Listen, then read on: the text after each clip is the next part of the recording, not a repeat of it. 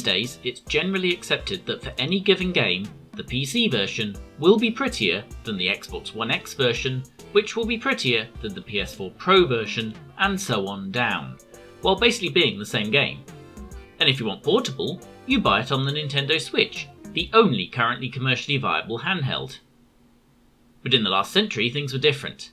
Games on different formats might be written by different teams. Consoles and computers had massively different capabilities, and sometimes different requirements by the platform holders.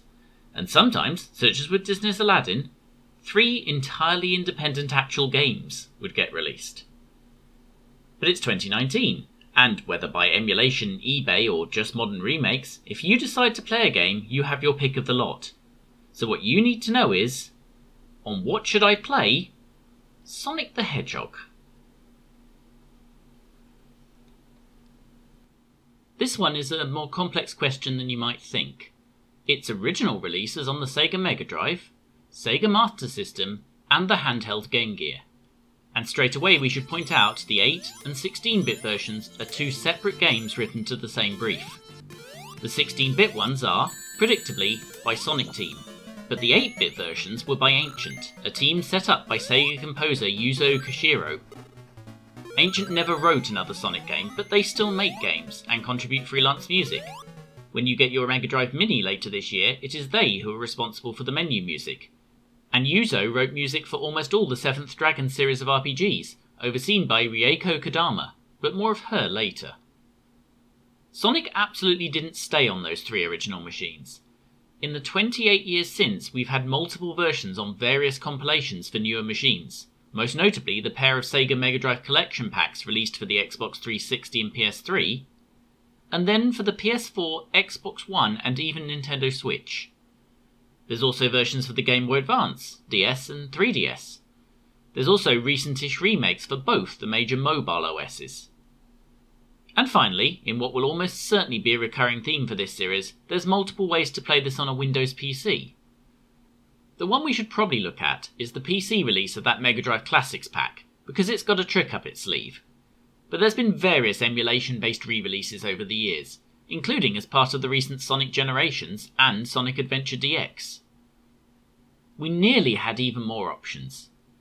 US Gold had the rights for the viable British home computers at the time, and versions for the ZX Spectrum, C64, CPC, Amiga and ST were all at least started. Little still exists short of this screenshot, which purported to be the Amiga version, but more closely resembles the 8-bit console versions. We're going to skip playing a few ports that won't be contenders. The PS2, Xbox and GameCube got emulated versions in the Sonic Mega Collection, and you can also unlock it in the GameCube version of Sonic Adventure DX. It got a release on the Wii eShop too, but since that's long shut down, there's no way to play that legally, and if you're going to pirate, you might as well just go down the emulation route. There's also, hilariously, a version for the iPod. Not the modern iPhone without the iPhone iPod, although of course that can run the standard iOS release. This iPod. With the wheel. We salute the ingenuity, but we're not going to go and track down the stuff needed to run that. It's not going to be the definitive experience. I mentioned the 16 and 8-bit versions were very different, and I'll tell you now you should play both of them. They're both superb games, even in 2019. But we're here to find a definitive Sonic experience. And in 2019, that's the 16-bit one. It's what people really mean if they talk about playing Sonic the Hedgehog, especially if you're in the US, where the Master System version was the last game released for the system, and is incredibly rare in physical form. To quickly address the 8-bit game, you want the Master System one or a version based on it, thanks to the larger screen area. That's a problem, because its only re-release was on the Wii eShop. eShop. And of course, we've just said, that closed down. So we're left with get a Master System or emulate one. If you're in Europe, this is easy. Sonic was built into about the last half-decade of production Master Systems, including virtually all of the Master System 2s. So if you can find one in a loft or car boot sale, there's a decent chance you now have Sonic. The cart isn't exactly rare either. If you're going to emulate it, we recommend Kega Fusion on Windows. If those aren't options, then we're stuck with the Game Gear version. It did have a few re-releases. You'll find it in the 3DS's Virtual Console, as an extra in Sonic Adventure DX on GameCube and Windows, and on the Sonic Mega Collection Plus for Windows, PS2 and the original Xbox. Given the choice, we'd probably go with Plus, just because you don't need to play through the main game to unlock it. Onto the 16-bit version then, and let's get our baseline, the original vanilla Mega Drive cartridge release. I said they were both superb games in 2019, and playing the original flavour version bears that out. It's got a few minor frame rate issues that your rose-tinted glasses probably aren't remembering, but for a game that's only 7 years ahead of, say, Manic Miner, it's astonishing how far we came in the late 80s and early 90s. Just the scrolling and parallax backgrounds where behind layers can move at different speeds were revelations at the time. And the speed, although again it's probably not quite as free as you remember it being, with quite a lot of surprise stops and most of the really quick sections being a bit set-piecey. Still though, you can see why it wowed. Nothing, including Mario, was flinging stuff about the screen with such abandon at this point. If what you have is a Mega Drive and play Sonic, you're not exactly going to be missing out. So yeah, getting the original system, or emulating it, is absolutely a good option. But if you don't want to buy the machine and you want it legal, what are our options? The other obvious one is that recent Sega Classics pack. We'll try the PC version of it here on Steam. And it's pretty nicely presented, with the menu being this representation of a kid's 1990s bedroom. But you're only going to look at that so much, how does it play? I could probably have just repeated the same video footage, couldn't I? So yeah, it's basically indistinguishable from the original, as you might expect from some professional level emulation done by Sega themselves. And if you're a PC guy, you can actually buy the games individually on Steam, which means you could be playing a legal version of Sonic every bit as good as the original for all of $3.99. Or less in one of Steam's frequent sales. You can just about get away with playing it on a keyboard, but if you can afford a few more quid, allow us to recommend Retrobit's excellent and officially licensed USB Mega Drive pad for a much more authentic experience. If you have the full Classics pack, then the PC version does have one additional very nice advantage. If you're some kind of absurd obsessive, then you might have one of these, the HTC Vive VR headset. If you do, then you can transport yourself into that child's bedroom circa 1993 or so. You can then either play the game on the little 14-inch TV in the corner, as we all did back then, or push it into a cinema mode where Sonic is essentially about 3 feet tall. It's probably not the easiest way to play the game, but it's a hell of a spectacle, and pushes this to be well worth the premium over legally, if not technically, dodgy emulation, if you have the equipment for it.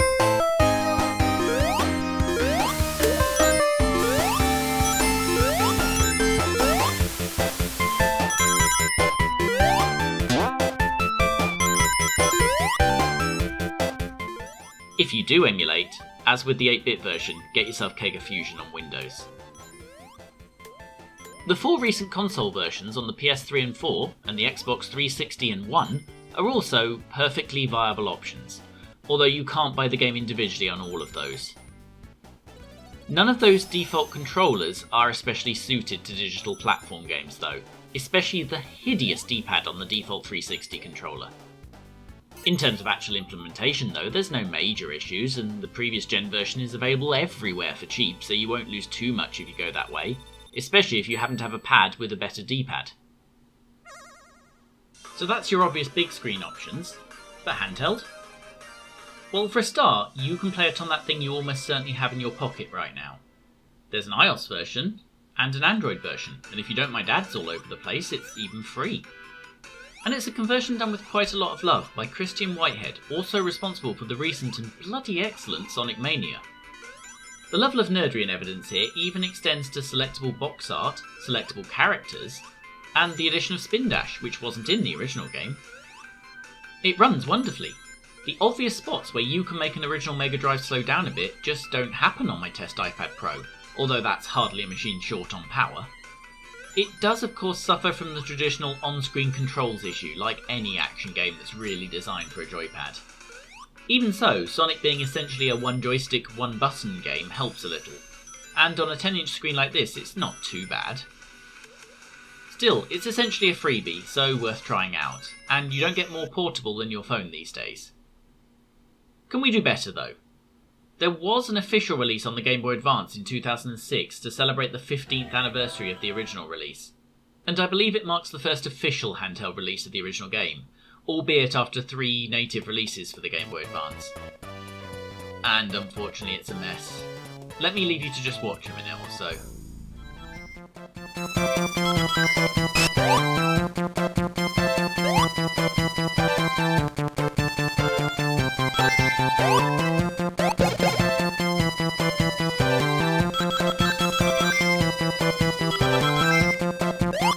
Yeah, the music is awful, the frame rate is worse.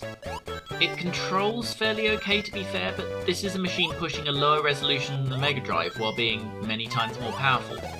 There's no excuse for a frame rate like this. If this had been a bedroom coder's homebrew effort, you'd nod and say, "Nice try, chap," and then go back to playing the Mega Drive version. But this was an official Sega release, 5 years into the GBA's life, for 30 odd quid. We just can't recommend you play this, and I advise you ignore it completely. There's a DS version too, on this, the Sonic Classics collection. It's still got frame rate issues, but they're not that bad, it's pretty close to the Mega Drive.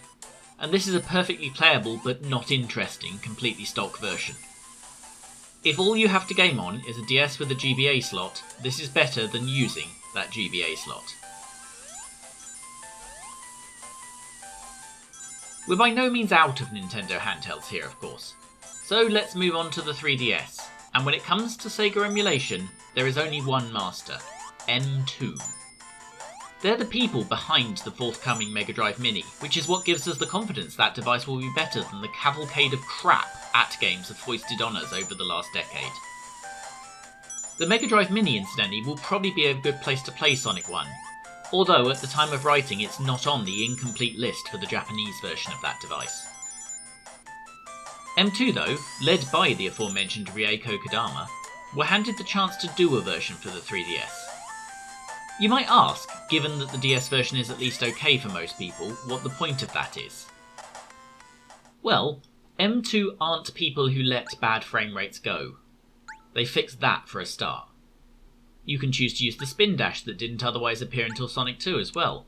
You can choose the Japanese or US version of the game for all the difference that makes. You can even choose whether you're emulating the sound chip from the Mega Drive 1 or 2. I didn't know they were different.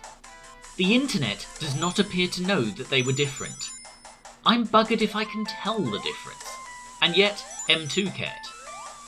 They even put in a mode which simulates playing on a curved screen CRT. It's a piece of absolutely glorious nerdery we can only admire. And I think that's about it for the 3DS version. Unless there's something else. Let's see. Classic versus normal screen, PSG chip, 3D mode, spin dash, into 3D mode. Oh my yes. At this point, the ability to film goes right out the window, because the 3DS Sonic supports the 3D mode of your 3DS. 3D. In normal mode, it's hugely pronounced, pushing the background way back into the screen behind the bits Sonic can actually jump on. Like all 3DS 3D, it's a little eye-straining, but it's a very nice effect for a 2D platformer to have a background become a real background, and it's lovely.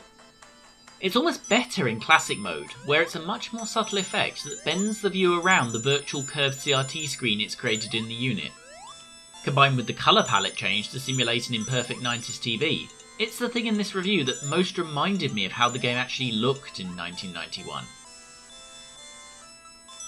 The 3DS version is a glorious effort, and it's all of £4 on the eShop. If you have a new 3DS especially, this is excellent. And even if you can't do the 3D, or you only have a 2DS, then it's still a great enhanced version. There's just one more handheld stop to make, and it's the Nintendo Switch, where, just to make things more confusing than they need to be, there are 2 completely distinct releases of this 28-year-old game. I told you this was a surprisingly complex question. The obvious version is this, the same Sega Classics collection we used on PC. It's unsurprisingly very at home on the Switch. There's no extra moves here, and because we're trying to be 1-1 to the Mega Drive, it slows down when the Mega Drive version slows down, most notably when a bunch of rings go flying everywhere. It's got save states though, which helps out, and a very nice rewind function for when you foul up, although once you do rewind, you lose the history and can't fast forward back. Still, this is exactly the Mega Drive version, in handheld form. However, I mentioned two versions. The Sega Classic Collection was done by D3T for Sega, but in the meantime, our friends at M2 are back. The woman they call the First Lady of RPGs and her team have also been quietly beavering away on a number of standalone remakes for the Switch under the name Sega Aegis.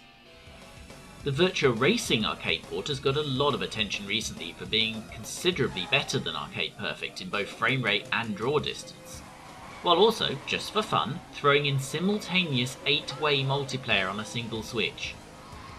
Their port of Outrun is also absolutely superb, with selectable time limits and difficulty, as well as earnable mods to improve the original experience. Their first Sega Aegis effort for the Switch, though, was indeed Sonic the Hedgehog. Little surprise, since Rieko herself was a graphic designer on the game right back in 1991. At its core, this is just a lovely version of the original game. Touch nothing and it's at least as good as the version on the collection, while being considerably cheaper than said collection if Sonic is all you want. By default, it's proportionally scaled and sits slightly uncomfortably in the middle of the Switch display. This is the nearest to a native version, but we'd let it scale up to fit the screen vertically. It doesn't lose much sharpness this way, but is a little easier to see. If you are in fact the worst person in the universe, you can stretch it to widescreen horizontally, but please just don't. You can also turn on scan lines if 1990s CRT eye strain is your thing. Or some very nicely done smoothing that's pretty much an instant HD remake for the game, at the cost, obviously, of a little sharpness. It'll divide people, but if you're coming to this fresh, or at least from a position of 2 decades away, then it'll probably make you more comfortable to mess with these options, especially the fit and smoothing. There's also a nice little option to keep track of your best streak of collecting rings, and a rotating challenge mode that at the time of writing is allowing the world to battle for their best time in the first stage. This is also another of the versions that adds the spin dash from Sonic 2 to the party, but also gives you the drop dash from the recent Sonic Mania as well. You can of course turn these off, albeit only as a pair, if you want to play a period correct Sonic. If it stopped there, this would probably win the handheld battle, but the Sega Aegis port has you covered if you thought the game was too easy, allowing you to select the arcade machine version. Among the changes this makes are no more extra lives for getting 100 rings, and some much more constricting time limits. If, like me, you're just awful at video games, then you can go the other way. The confusingly named Ring Keep mode, no sniggering at the back, makes this a little easier than they used to be. You get 10 rings to start a level, and getting hit only costs you about half of those rings, effectively giving Sonic a constantly top-upable health bar. It won't do anything for falling off a cliff, being drowned, or getting yourself crushed like an idiot, but it makes the whole thing a little bit more forgiving.